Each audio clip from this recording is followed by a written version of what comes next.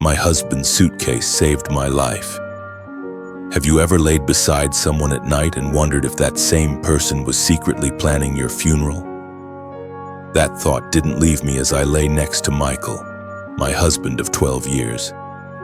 His steady breathing was the sound of peace, but my heart screamed war. I stared at the ceiling, wide awake, because I knew something he didn't. I was in love with another man, not just any man, Daniel. The man who made me forget I was a wife.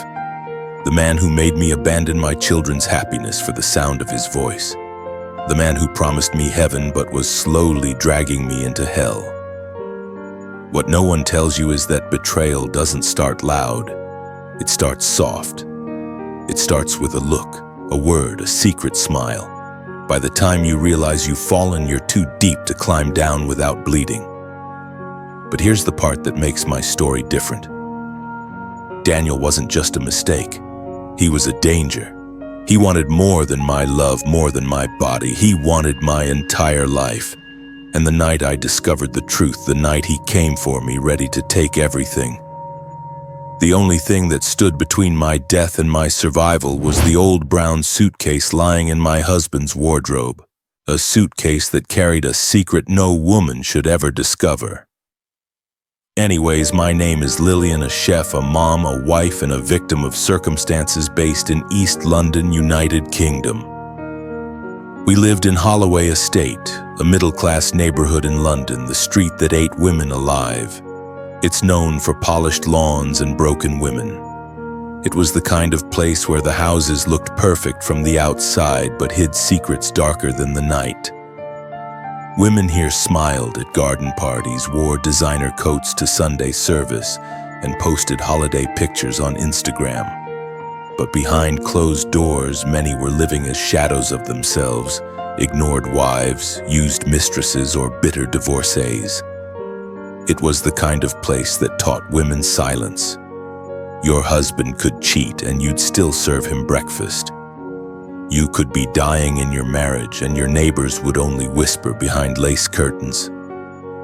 I used to pity them until I became one of them. Michael, my husband, was an architect, always traveling, always busy. Our home was neat, modern, and cold, like a hotel room nobody wanted to stay in for too long. I should have filled that emptiness with my children's laughter, but instead, I filled it with Daniel. Daniel wasn't from Holloway Estate. He didn't belong to polished lawns. He belonged to fire, danger, and ambition. And when I let him in, I thought I had finally found something real. What I didn't know was that Holloway Estate had a curse. Women who chased passion often ended up destroyed. And I was next. The first time I met Daniel, it was at a charity gala Michael had forced me to attend. He wore a navy suit that looked like it was cut from midnight itself. His eyes, sharp, calculating, found me in a crowd of 100, and I swear in that moment I forgot I had children waiting for me at home. I forgot I was a wife. He was the kind of man who made you believe you were the only woman in the room, even if 10 others were hanging on his every word. He didn't ask me for my number that night. He just said, "I'll see you again," and walked away. And he did. Over and over, in places I never expected, in ways I couldn't resist. Soon Michael's voice became background noise. My children's drawings stuck to the fridge became invisible. All I wanted was Daniel. But what I didn't know was this. Daniel wasn't looking for love. He was looking for a woman who could become his greatest investment and his most dangerous possession. And by the time I realized it, I was already trapped. We lived in Holloway Estate, a polished neighborhood with neatly painted fences and carefully cut lawns. From the outside, it was a picture of perfection. Inside, it was a graveyard of broken promises. Women here wore gold round their necks but carried chains around their hearts. Husbands disappeared into late-night meetings that never ended, and wives wore makeup to hide the bruises of loneliness. On their faces, Holloway had a curse. Women who wanted too much love, too much freedom, too much life, often lost everything. Michael, my husband, was a man of silence. He spoke less, worked more, and loved only in fragments. Our home was a house, not a marriage. The walls echoed with absence, and sometimes I wondered if he even noticed the way my laughter had died. It was in this silence that Daniel found me. Daniel wasn't part of Holloway. He was too bold, too restless, too alive, and for a woman drowning in loneliness, he was oxygen. My own oxygen. But what I didn't know then was this: oxygen can give life, but it can also fuel fire. And Daniel was fire. The first time Daniel touched my hand, I forgot that I had 2 children waiting at home with their grandmother. His grip was firm, his eyes burning like a question I didn't know how to answer. He didn't chase me like other men. He didn't flatter me with sweet words. Instead, he made me feel seen, like he could look into the cracks of my soul and pull out the woman who had been buried under years of marriage. Soon, Michael's presence became a shadow. The sound of my children's laughter became noise I pushed aside. Daniel was my secret world, and I built my days around him. I told myself it was love, but deep inside I knew it was hunger. Hunger for something dangerous, something forbidden. And Daniel fed that hunger until it consumed me. But hunger, when uncontrolled, doesn't just eat. It destroys. One evening, as we sat in Daniel's apartment sipping red wine, he looked at me with that smile that could disarm anyone. Then he said something that froze my heart. "You're not just a woman, Sarah. You're an investment." I was shocked. Shiver ran through my spine, but I laughed nervously, thinking he meant it as a compliment. But his eyes didn't laugh. They were serious, sharp, cold. He started talking about plans, how I could leave Michael, how I could transfer some of Michael's properties into my name, how we could build an empire together. He spoke like a businessman, not a lover. Every word was strategy, not passion. That was the first time I realized Daniel didn't just want me. He wanted what I could give him. My marriage wasn't just my prison, it was his gold mine. But I was already too deep.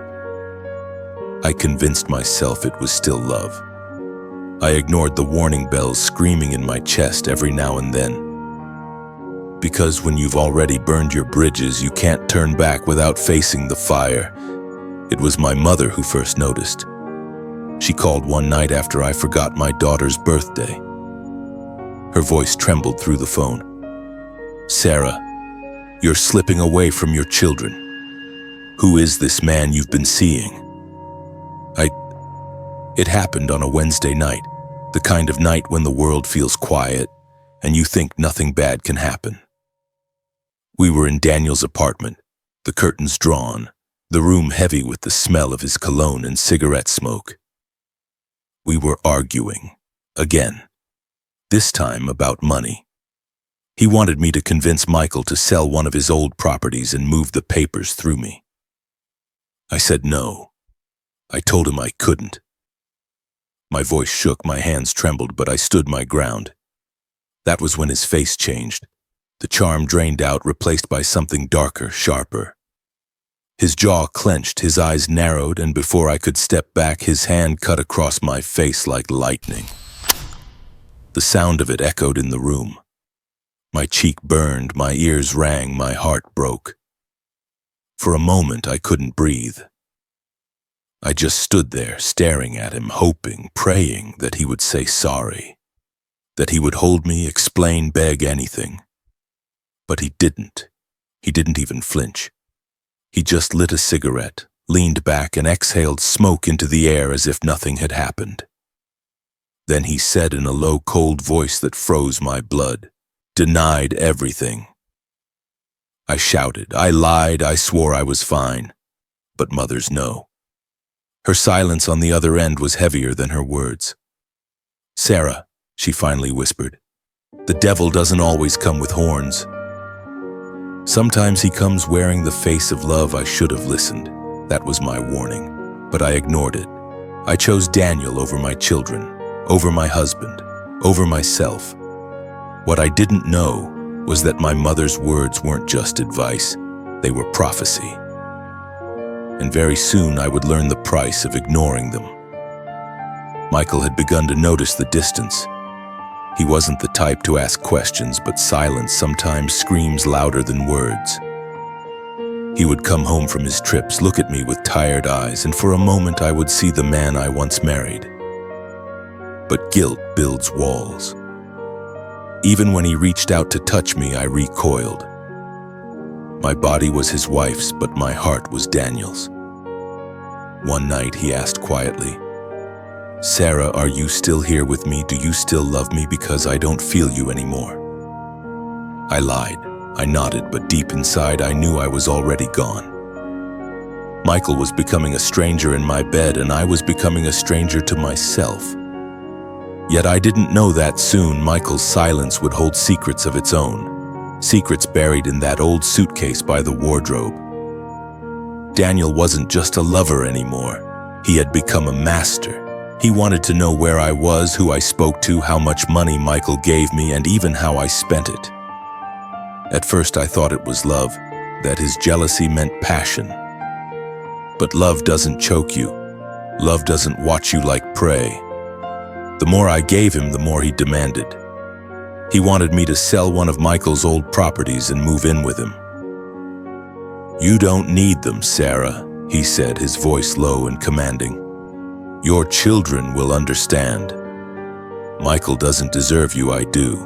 But his eyes, they didn't speak of love, they spoke of possession, and slowly I was losing myself. But the problem is I didn't know why he was doing all of this. I couldn't place my hands on his reasons. I was scared, tired, but I felt stuck with him, so I couldn't leave. Until my past came clearing before me in a way I never imagined.